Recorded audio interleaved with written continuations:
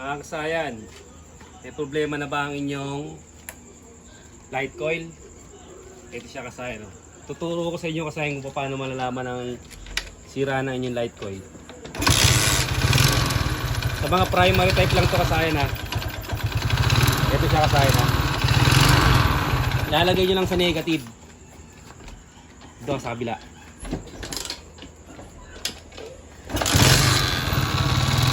Negative kasayan ha.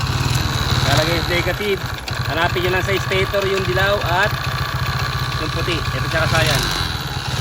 Ito yung ating charger.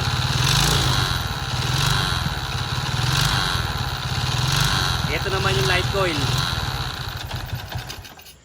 Ito naman kasayan yung light coil ha. Ito naman siya.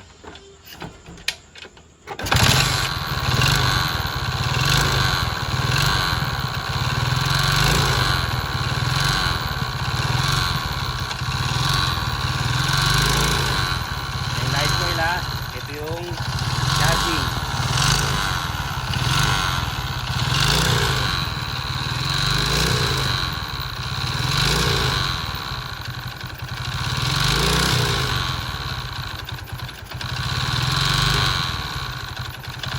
Buti bawaan mo rito.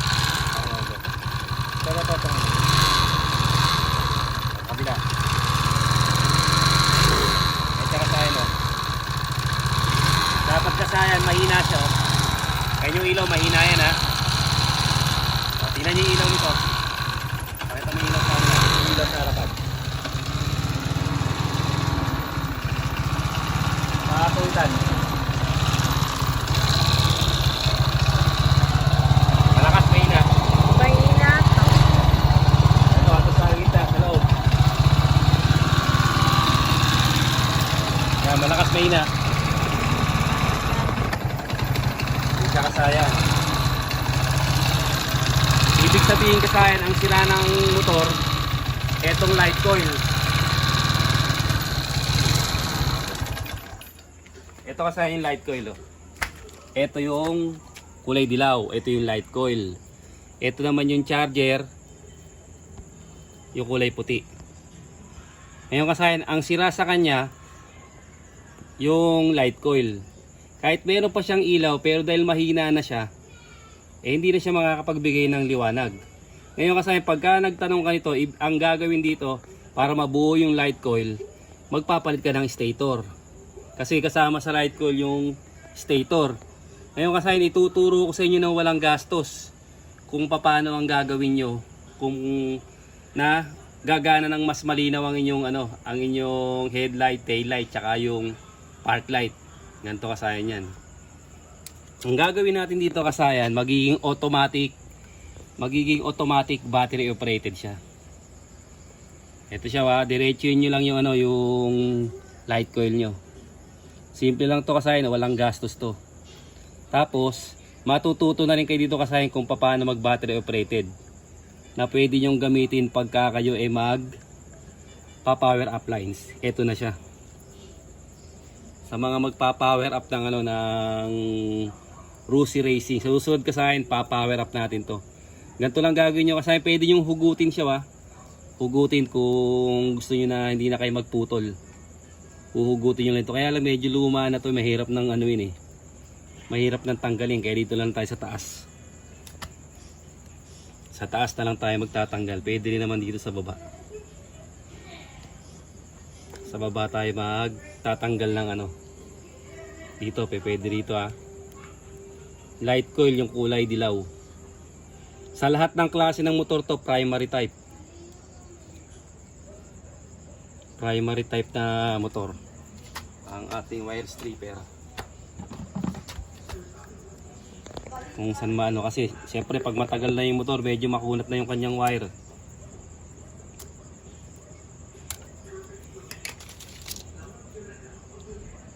Lang baka mahiwa.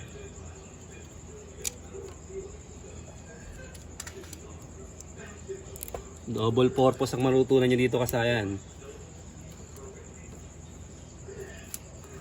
Magagawa na yung motor nyo, lilinaw na siya. Ganito lang yung simpleng paraan niyang kasayan na pag nakita nyo na umiilaw siya pero mahina yung ilaw niya. Siya kasayan ha. Puputulin nyo lang to kasayan. Itong pinaka light coil. Pag putol nyo kasayan ng light coil, ilalagay nyo lang siya sa accessory wire.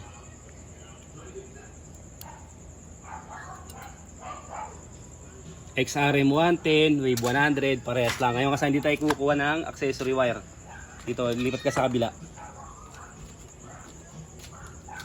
Ito siya kasayan, no? So may flash relay, may accessory wire siya dyan. Solid black. Yan ang accessory wire ng, ng Euro. Kahit mga Honda, mga China motor. Ito siya, ilalagay natin to dito sa pinutol natin. Hindi sa pababa. Hindi sa pababa kasayan na dito sa may papuntang papataas. Sa may papataas na to, ilalagay natin yung pinagputulan ng light coil. Automatic kasayan, battery operated na yan. Hindi mo na kailangan pang buhayin. Ito pag open mo siya kasayan, nilagay may ilaw.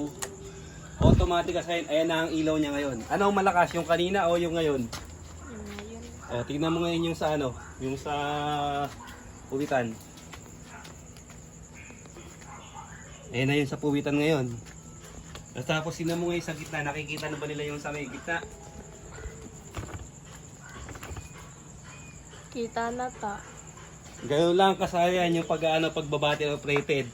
Ngayon ipapakita ko sa inyo uli yung app, yung niya. Ganoon lang ang solusyon kasayan, wag muna kayo magpalit. Kasi may solusyon naman diyan. Ginawa ko to sa Honda Beat. Pag nasisira yung kanilang yung light coil. Ito ang light coil natin.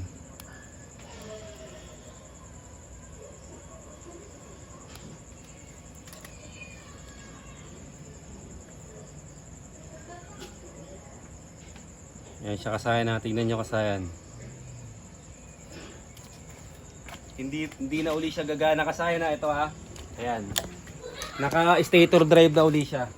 Pag binuhay natin, tingnan mo yung ilaw. Ito yung ilaw niya. Pumunta ka sa board. Tingnan mo yung liwanag ha, para makita nila yung pagkakaiba. Yung board tapos yung ilaw. At yung sa harapan. Kahit malakas na ha. Tingnan mo yung dulo. Walang nakikita. Tingnan mo doon, pumutok ka. Wala. Okay, dito masyadong mahina. Tapos sa likod.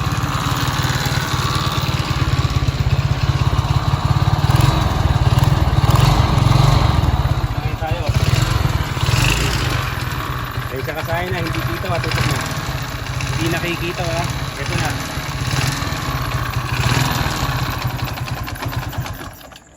Ilalagay na natin siya ngayon sa sa battery operated, automatic battery operated. May video tayo diyan sa Suzuki Smash XRM 110. Pag battery operated, parehas ng XRM 125. Ito na siya. Tingnan mo kasayan yung yung ilaw. Kita na yung pagiging niya, yung pagiging green niya. Yung green ng alisin mo yung flash. Ayan kasayan, tinanggal na natin yung para mas makita nyo. Tinanggal na natin yung flash ng ng camera. Ito siya oh. Ayan sa unahan oh. Tutok mo na doon sa unahan. Makikita nyo na ngayon kasayan yung liwanag. O sa ulihan. Kahit sa ulihan, dito sa ulihan, dito.